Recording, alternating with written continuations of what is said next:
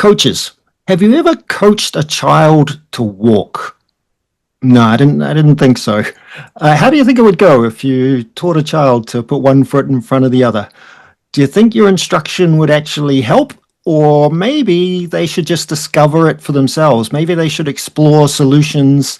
Maybe they should just be allowed to be left to experience trial and error and figure it out for themselves. And yet, at some point in the pathway, we stop allowing our athletes to explore and discover new solutions. So we've had a brilliant question in from one of our listeners, and it's really sparked some conversation here. We've got Alan Keane back with us. It's episode 38 of the Don't Tell Me, Show Me podcast. Right, guys, I'm going to play the video. Working as a national coach for the Danish canoeing sprint team. After this morning's session, I had a very good conversation with one of our athletes, and it made me wonder, when we are interacting with children, small children, we are very encouraging. When do we stop being in that way and start telling people what to do, ordering people what to do, and telling them that this is not good enough? We would never do that with a 1-year-old, saying, wow, you're really bad at walking. We would always encourage. So I was just wondering, when do we make that change, and what kind of effect does it have on our athletes? Okay, Mark, this is one of your clients, I think, and it's just a brilliant question that sparks all sorts of questions about exploration and discovery and the role of coaches, and also just the contrast. Why do we treat children differently? Why are we more patient with young kids than we are with older athletes? So can you, give us the context, introduce the question? Yeah, so big shout out to Kim, who's a head coach of the Denmark Olympic team just for people that don't know all the different types of rowing, canoeing and kayaking. These guys face forward, flat-ish, depending how windy it is, and go for it. Like a race, like a 100 meter, 200 meter, 400 meter race at different distances. So that's the sport they're in. I'm supporting them through their next Olympic cycle. And obviously we've been working, I'd say, for coming up to a year now of that evolution. And Kim, naturally, in one of his hot reviews, he just shared this reflection. And he was just starting to question. He's obviously come from an athlete himself. He was an Olympic medalist at the Olympics in the same sport. So there was a traditional way of coaching, which was very much instructional, giving feedback, saying what to do. Athletes are looking for the coach for feedback. So when he went through this journey, he's got kids, and it was almost one of those light bulb, inquisitive questions that he didn't have the answer for. So when do we stop? When is it that we're saying kids, we celebrate kids in what they're doing, we let them explore boundaries of safety, and they figure things out? And the mini wins, climbing on a sofa, we celebrate. Them drinking without spilling, it's a little celebration. Saying the first few words or sentence, all these things, they're mini celebrations. But for some reason, and we will generalize here, of course, but we have our own experiences, at some point in the education, whether that's school or in sport, we've gone from, right, I know you have the natural skills to do this, but now I'm going to stand you in a group, you're going to listen to me, and I'm going to say, right, we're going to do this, stand there. Then I'm shouting to them what they did wrong and right. And then they come in, then I ask a question, but they're kind of looking at me, and then I give them the answer. And all of a sudden, all those natural traits that we now have a problem with when we are working with adolescents at a quite high level and now into seniors, we have athletes now that look to you to go, okay, tell me what I did wrong, what do you want me to do right? And now as coaches, you and I and many others, we're thinking you should be able to do that yourself. So now I have to work hard to evolve those skills that you had as a child to go, no, I'm interested in your opinion. Go for it. Make a decision. Don't wait for me to tell you the answer. Let's work it out ourselves, that evolution. And then them celebrating themselves, them celebrating each other on the mini wins, we've got to cultivate again. So the question was, Kim, was where does it go? When do we lose it? Because we have it, even though our attitude towards how we interact is changing. But why? When does that happen? Hey, Alan, it's good to welcome both you and your dogs back onto the podcast. It wouldn't be an episode without them. It's nice to hear that they agree with the idea of exploration and discovery. Well, the postman knew that Mark was in full flow, so he just decided, I'm going to mess up Mark here by, arriving at that specific time. And we obviously have the welcoming committee for the postman every morning in the form of my 2 dogs. So yeah, it's great to be back, guys. Mark, that's a wonderful opening. Go, Simon. Well, your brain must be buzzing with this. I know you've had a lot of recent development experiences. One of the reasons why you haven't joined us in recent weeks is because you've been doing a massive deep dive in your own development, which we'll probably come on to next week. But I think there should be some sort of randomized trial of coaches teaching toddlers how to walk. Let's see if we can discover the limits of our own methodology. But can you, particularly from a performance perspective, can you riff on just what's the role of discovery and exploration in coaching athletes? Should it be confined to only their early experiences of sport? Should it be confined? There's no way. We every week we get on here saying there's no absolutes in coaching. For me, that's an absolute. It shouldn't be restricted to them looking to the coach, as Mark said, for the answer or the approval. Because if you think about moments of the game, like games are one. I mean, our sports, obviously, Simon being a team sport, Mark's working with somebody in an individual sport at the moment, but moments of the performance are one in micro moments and microseconds. Games change. And if your player is spending those moments looking to you after they made a decision for approval or in fear, which I've noticed a lot when I'm observing other coaches in action, players look to them and you can see it's a look of fear. Actually, it's not a look of approval. It's a look of, did you see me make that mistake? You're debilitating that player's performance. And if you're not aware of that, you're really blindfolded as a coach and you're doing a huge disservice to your players and your team's performance. And the irony of all this, you're not able to achieve the desired outcomes you have, which is probably to win. It's a bit of a crazy cycle, really, and you have to get off it at some point and look at yourself and go, actually, how I've coached these young people now into their adolescent years, maybe into their senior years, I've got to look to myself as to, if a player is looking to you often during a performance, you should be asking yourself questions, what have I done to facilitate that? Because that's coach-led. Like if a player is looking at a coach, that's not about the player, that's about the coach. What's gone on leading up to that moment that they feel the need to look to you in action instead of running back, taking care of the next play? Why are they looking to the coach? That's a question. That's a real signal to a coach. If you want to get better as a coach, just put your lens on that for the next game and see what sense you can make of it. Mark? There's a couple of interesting maybes in this. When we're asking ourselves, when does it shift from that kid that is loving discovery? You think about it now. I mean, I haven't got kids, but Alan, from your side and your experience and many listeners, we've got so many great, like those indoor obstacle courses for kids. Yeah, that you turn up to. I've spent many a Saturday morning. That's called soft play hell. You don't sign up for the first day and then they say, right, let me just take you here. Right, this is how you climb this, and this is how you land, and then you work through here. And no, let's do that again. Arm a bit higher there. Okay, well that was all right, but next time do this. Of course we don't. And the business would shut down within a few months because no kids had come. What do? Put in the safety requirements, let them go, and off they explore. These are the same kids that then they might go to a formal football session and they're stood there not being able to make decisions. So now they're shifting their own thought process based on the environment they're placed in. So, and I've seen that before. I've seen the same individual, when we shift an environment, not the environment itself, but their perception of it changes their behavior.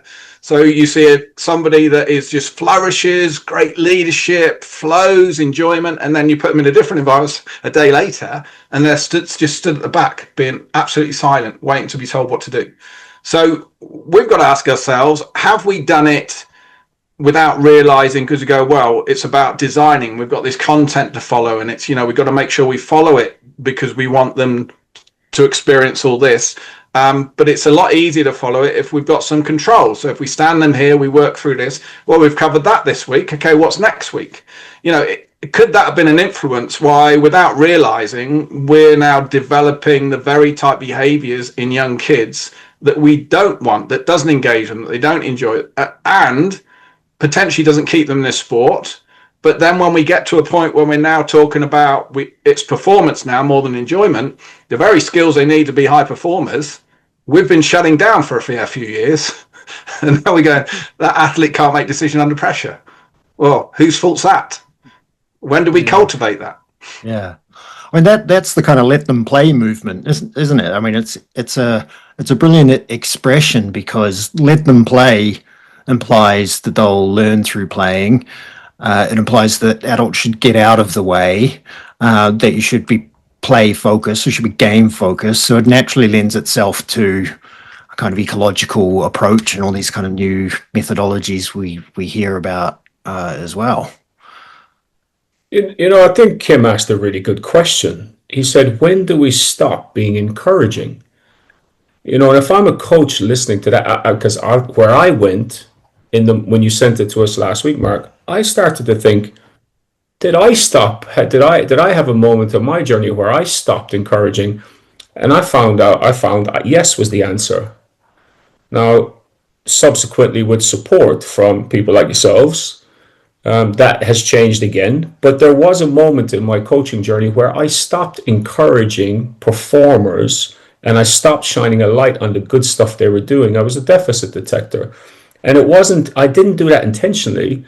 I will say the nature of the domain pulled me into that space.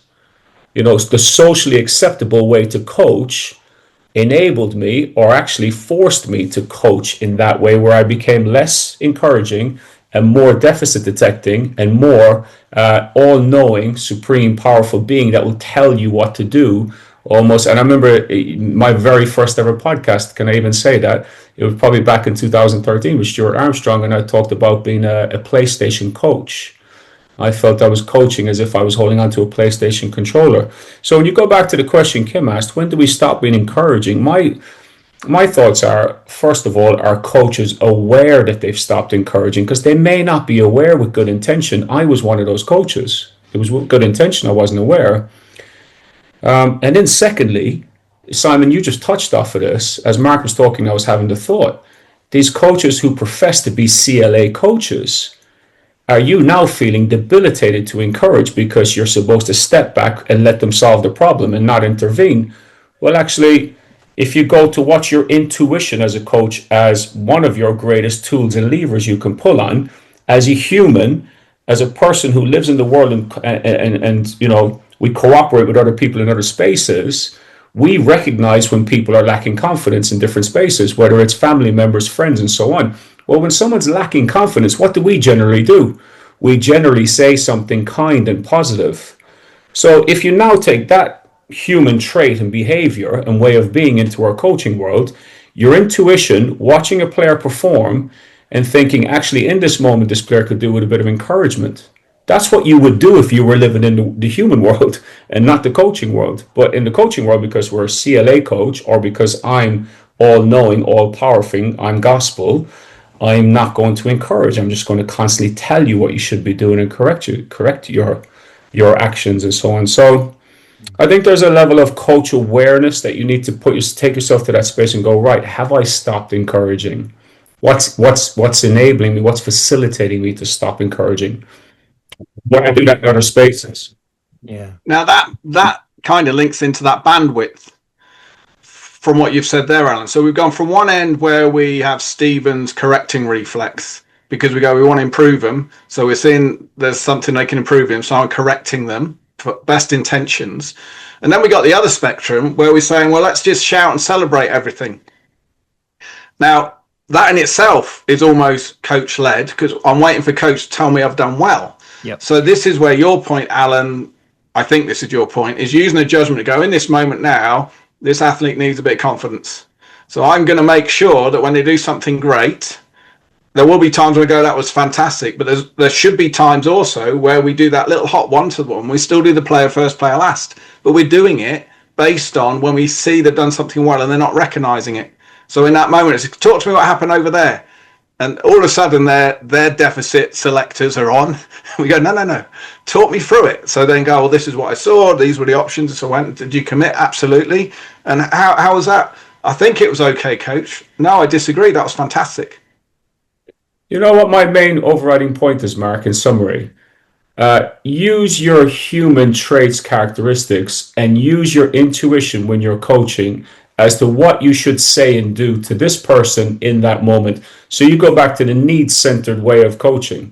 All right? Be a human. Coaches, be a human being like you are in the rest of your 22 hours of the day or the 14 waking hours, and just use your intuition as to what that player needs. And often, I don't care what level you coach at, I don't care if you're the highest profile pro coach in the world or you're a beginner coach.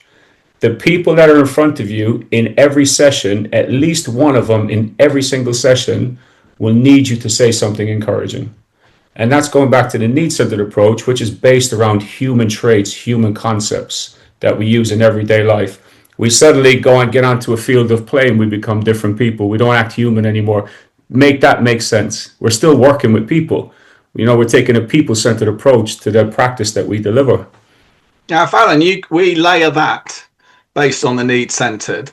This is where we've got to be really smart. You're absolutely right, that judgment in the moment, but also linking one session to the next over months.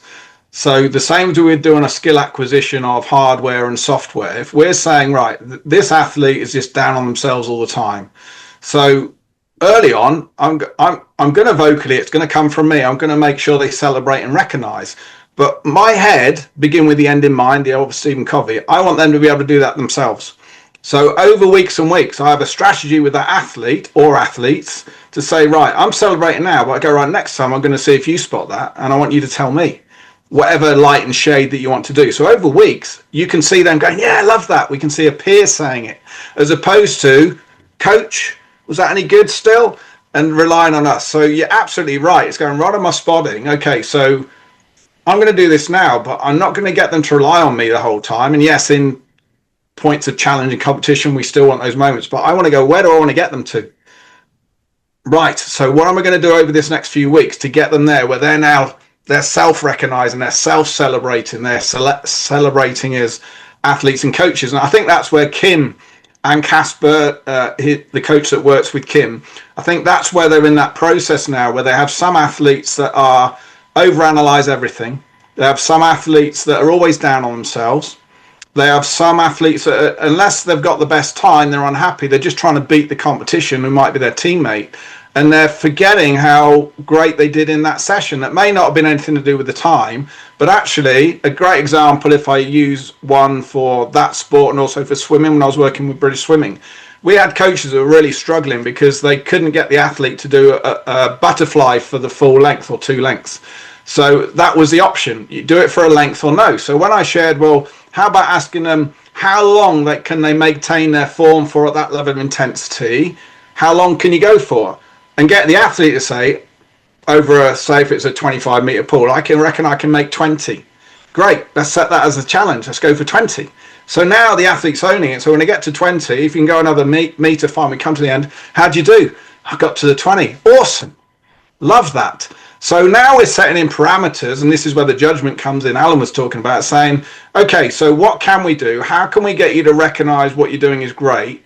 And it may not be a time, it may not be an outcome, but it's the little mini wins. And can we get them in the dark days and the bright days for you to spot the mini wins within yourself and your teammates and be all over them? Because they're the ones that will keep reigniting you when things are getting tough. Do you notice, Simon, this begs the question around what's people's definition of encouragement and what's the form of encouragement. So what Mark has described there is a form of encouragement that may be not the same definition that another person would hold. So Mark has demonstrated there that you can encourage players to be independent, interdependent. You can facilitate them to be self-motivated at acquiring new skills, new knowledge, to take action with that stuff. And encouragement might mean a question to them. An encouragement to them, I might be encouraging you to talking without saying I'm going to encourage you to talk, by asking a good question in action while they're playing. You guys were talking about in action and on action on the last podcast. So I think the definition and the form of encouragement that Kim related to, he said, we stop. When do we stop encouraging? I'm keep referring back to it here because I wrote it down. When do we stop encouraging? Well, first of all, what does it mean to encourage? There's different ways and different forms of doing it, and it isn't always well done or giving an affirmation. Mark has given us a wonderful example of another form of encouragement, but again, clarity on definition. You know, in my experience as a community coach, because it's sometimes a little bit easier to apply these kind of human-centered approaches because it's more community orientated. You might know the person you're coaching in a personal capacity. You might have known them for a few years if they're in your club. I've had loads of experiences of coaching an adult, and they were in our club as a youth player, and I met their parents, so I just got that kind of context. And so you've got a relationship off the court. Or you've got a non-sporting relationship with these people as well. And a big penny drop for me was just thinking about the question, would I behave in this way towards this person if we weren't standing on a basketball court right now? If I was in their living room, would I talk to them the way I just did? And when I sort of reflected on that, I was like, oh, actually, I'm sometimes inconsistent. Now it's a different context, so of course you're going to behave differently sometimes. So like, you can't be. You're not on the sofa with these people. You're on the basketball court for them. So acknowledging that it's a different context is important.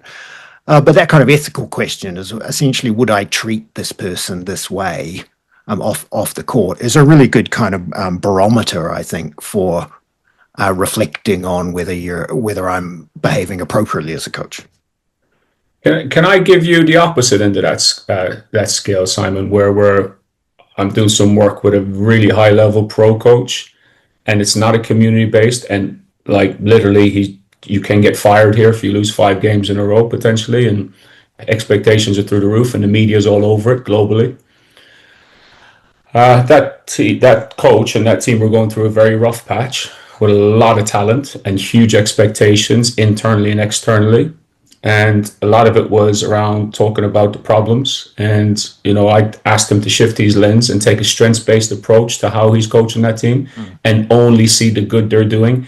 And then when you see the good, double down on that, so it's not the good anymore, it actually becomes great. Those 5 things that were good, they're great. Those 6 things that you're doing bad, let's make these so strong that actually they cannibalize those weaknesses and we don't even notice them anymore. To be fair to this coach, and I took a risk at advising that and really pushing it, credit to that coach for taking on that approach, and it did shift things. Because what the outcome was, players were starting to feel more confident. Any correction that was made was more targeted. It wasn't overcorrecting. He was fixing less, but he was fixing better, let's say. Also, it was the identity of the group became a bit clearer.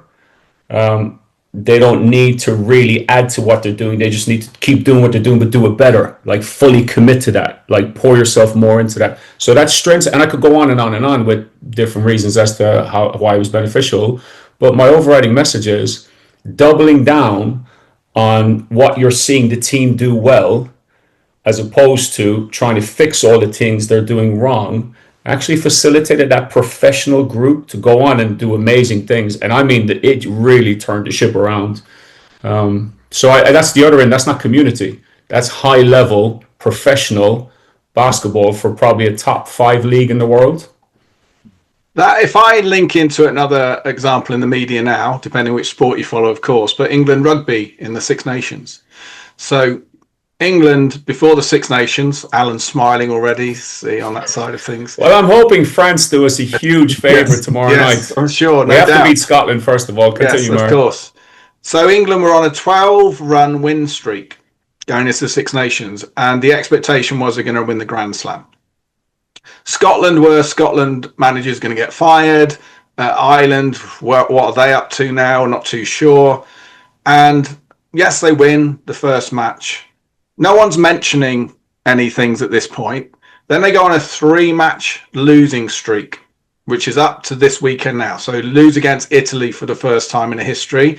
But Italy's an emerging team. They're beating everybody else at one point, so it's not as if it's like a freak element. Except for the All Blacks. Except for the All Blacks, Mark. I don't believe. I'm just looking at Six Nations now. Oh, all right. Okay, Northern Hemisphere. Italy beating the All Blacks. I think that's next year. I think quite possibly. That's a future episode. England beat the All Blacks and Italy beat England, so we're assuming Italy. That makes Italy the best team in the world. So this will link into what Alan's talking about. So I'm watching a match, and clearly you guys know how I'm looking at the matches now, within the behaviours, the interactions. And there's a lot of things England are continually doing well, but there was clearly seen as a shift, and it looked like there was things like sprinting back and have the enthusiasm to go for things. Seemed that it was maybe 10% down than it normally is. But after the losses now, a great example is there's some critics that people are sharing and agreeing with that are saying, well, I don't like the way England are doing big celebrations when they win a scrum and the opposition lose a scrum. That's wrong. That's why they're losing. South Africa do this. France do this. All Blacks do this. England's been doing it on their 12 win streak. So all of a sudden now people are fault finding based on a result. As opposed to, as Alan's saying, is, well, hang on a minute, what are we still doing well? What are we not committing to as much as when we do these things, it gives us an edge? They're still great players, and to build that confidence back in the team and not to just go, oh, we've got to change things, or what are we doing wrong? It's looking at those elements, but being grounded again and cutting out the media and just looking at, well, this is what we know, and building the enjoyment and confidence back of, you guys have got this, let's play with freedom. And I think that's a great example of at elite level where the tail's almost wagging the dog, which could potentially get a manager fired because all of a sudden this echo of results, look, they're doing this wrong. And you go, hang on a minute. They were doing those same things when they were on the 12 win streak. So we've got to be really mindful of what we don't know at elite level is, unless we're working with the team, was what's going on behind the scenes. But what we do know, just on my experience of working at elite level, sometimes we can have an expectation that everyone's going to do these things really well, and we never mention it when it goes well, unless it's a score, like in training. But we're still looking for fault finding on things because we're so focused on improving. Now, when you're winning, that's fine because you're getting the buzz from the winning. But when you start losing, or expectation is you're not performing as well against certain teams, that can really drain athletes because now they start negative self-talk. Now they start questioning themselves. And who's there to instigate to shift it around and go, you're still a great player. Well, let's look at what you've done well. Let's look at where the little tweaks are. Let's look at where our strengths are. England could be phenomenally dominant again within a slight shift. There's some subtle changes. But if it's only looking for fault, then we're going to get ourselves into a quite negative space. So that's relevant now because they're playing on the weekend. And what's great is there's so many teams that could win the championship. But it's a great example of how we interacting with our athletes, how we let in the media, that could be parents at grassroots, could be coaches of my expectation. Okay, I need to double down now. I need to take charge to be seen that, I'm in control, as opposed to, is that the best intervention right now to get the best out of these players? Normally, no, it's the opposite. Well, contrast that with the England cricket team, who, coincidentally coached by a New Zealander, who failed miserably in their Ashes tour of Australia for lots of reasons, preparation being cited as one of them, but seems to have just doubled down on their approach or not really changed. The coaching doesn't seem to have changed much at all. And then they make the semi-final of the World Cup, the T20 World Cup, just a few weeks later. Now, it's still got issues there, I'm sure, but it wasn't as bad as the narrative suggested. And there's a coach who appears to encourage exploration and discovery of new techniques and definitely backing yourself. And doesn't appear to have changed his coaching approach at all. Yeah, a lot of this you go back to. So you take that coach, Simon, and then you take the previous point Mark just made. Like, if you think, all right, I'm a coach, I want to do this better, I want to do this right, whatever right is. Like, what's the first step I think beyond you're aware of, like, I know there's a good way to do this. I believe that this is the right way to coach. I'm going to pour myself into this way of coaching. Well, I think you have a responsibility then to inform people of how you're going to do this. Because Mark talked about being the judgment from the sideline, the parents watching you, you're perceived a certain way. The social scoreboard, as we call it, it's the most debilitating factor in any coach's performance. That the whatever's going on in the England rugby camp at the moment, people are guessing. People are guessing and making judgments that are nowhere near the reality. So I just wish coaches would feel safe, and I say that because they don't, to speak more openly about what they're doing and how they're going about doing it, or maybe just the why. Maybe they can share the what and the how to a certain degree because of scouting at a certain level, so on. But the why, and at our level, say the community level or whatever else, parents go. The first thing you do, meet with the parents and the players together. This is how I'm going to coach. One of the best things I ever did at Reading Rockets in my time down there was brought the players in. I was getting a lot of support from Mark at the time, shared with them, the players, how I'm going to coach you this year. And here's what I look like when I'm flourishing with this method. Here's where I, if I'm not doing well, it will feel probably like this for you. And it may sound a bit like this for you guys. And that's because I'm human, but my lighthouse is over here. I'm always trying to get back over here. And that allowed me to fall over hurdles throughout the season without consequence with the players. And again, it's just an information sharing or informing people as to how you're going to do what you're going to do, especially when you're on a stage of judgment and you're going to be judged about that performance, and those judgments could debilitate you in certain different ways.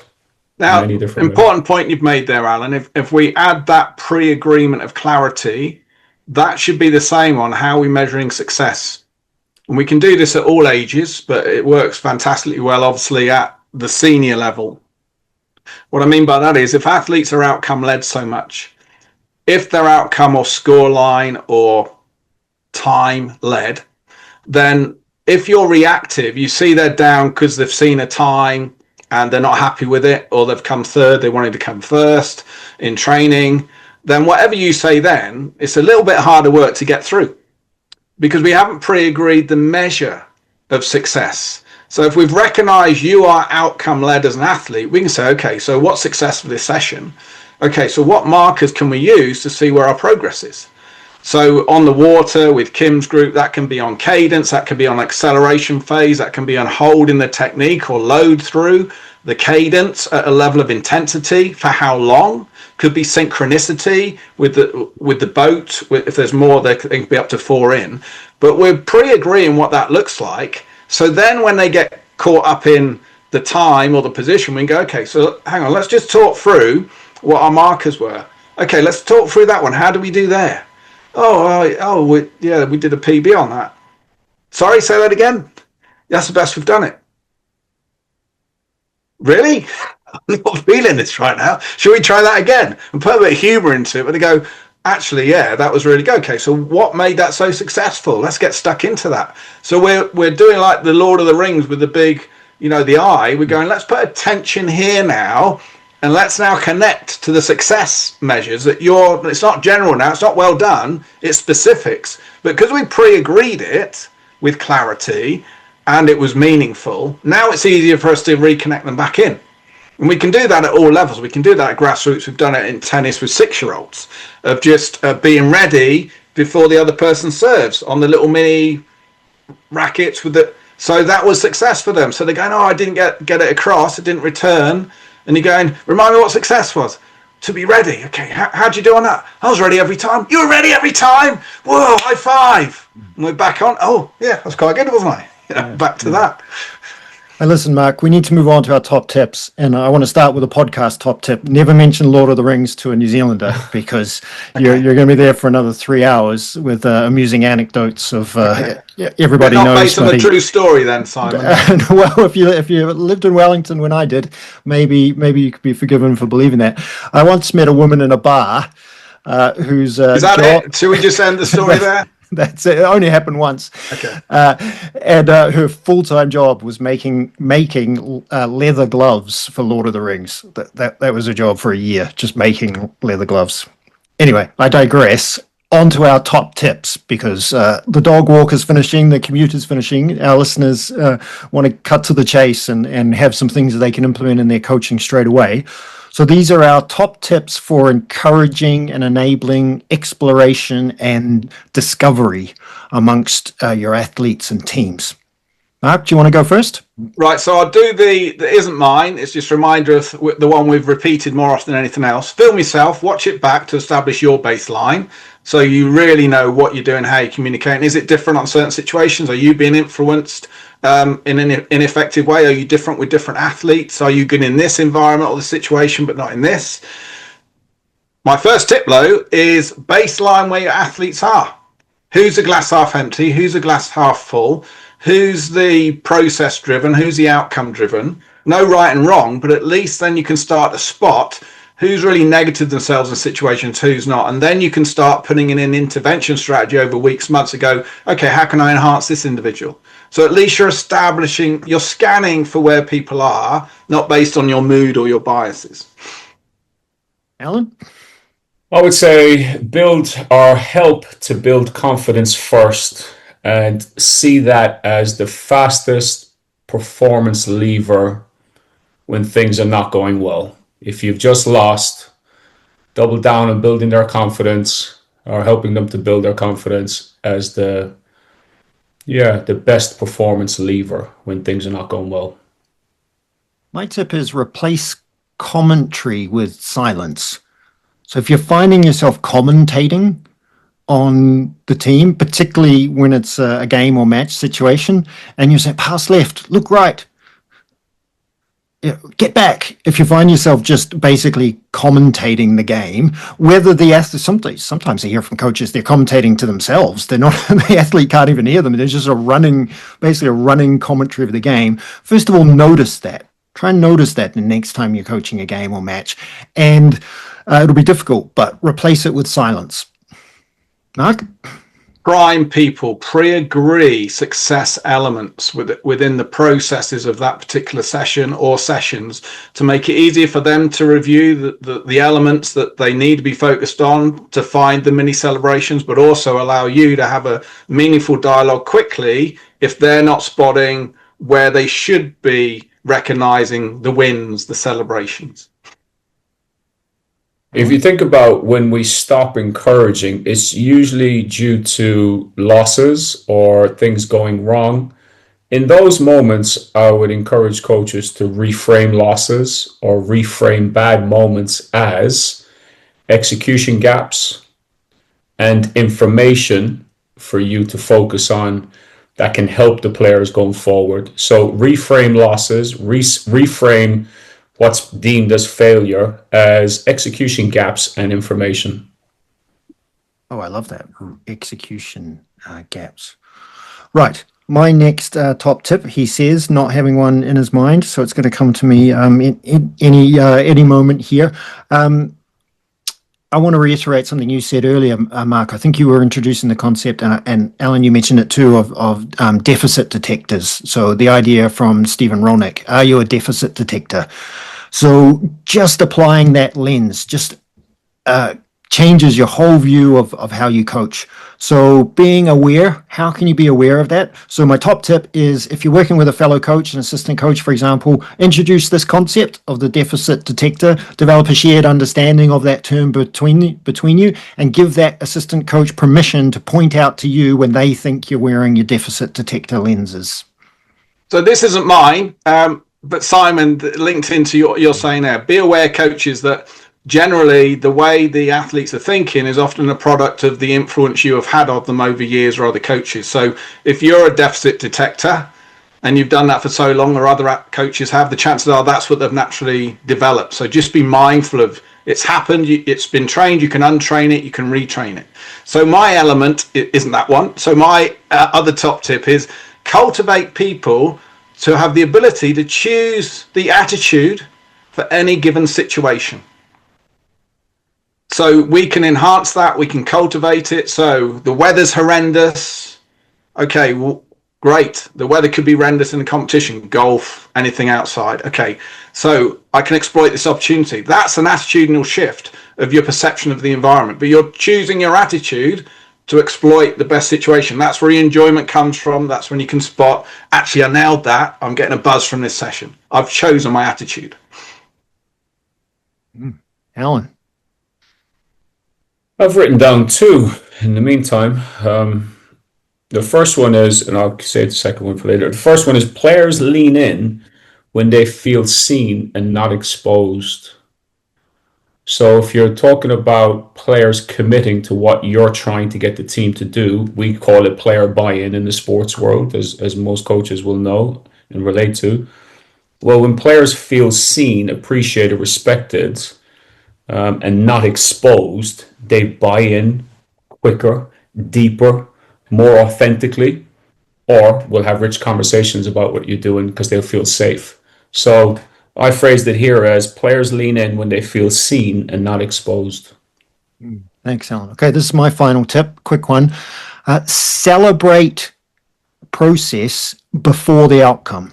So if you see a player exploring, discovering something new, trying something, begin celebrating it either by clapping or using encouraging words before there's an outcome. So in basketball, if somebody's attacking the basket and they're exploring, start clapping before you notice the ball goes in or not, because now you're celebrating the process. So celebrate before the outcome.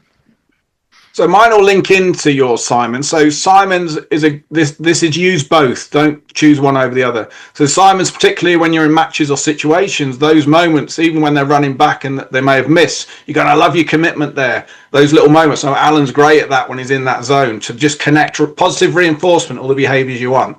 My element that links into that, so you don't choose either or, is use player first, player last when you want them to recognize something they've done great so they can celebrate it. So that's that point of you're bringing them in. You're not doing the verbal, letting them know that was great. You're going, I can talk to me, review that, whatever it was. And then they start talking and you make sure they're recognizing and telling you what they did great. How was that so much better? And then a positive reinforcement at the end. So you use player first, player last in a way to cultivate them to self-recognize and self-celebrate themselves, as opposed to only relying on you. But there are times when you want to do that as well. Right, Alan, share The your last one with us. It's about accountability and feedback. Keep it constructive. Challenge is okay. We're not saying you have to be encouraging on the general definition of encouraging and praise and affirmations. There can be accountability, there can be feedback, there can be directive approaches, but keep it constructive. And it's very much flourishes on a surface or a foundation that's being built around belief in that player and not fear. So we're okay with challenge, we're okay with feedback, we're okay with being directive. We're not saying not to do that, but make sure it's delivered on a foundation that's being built around belief, self-efficacy, and not fear.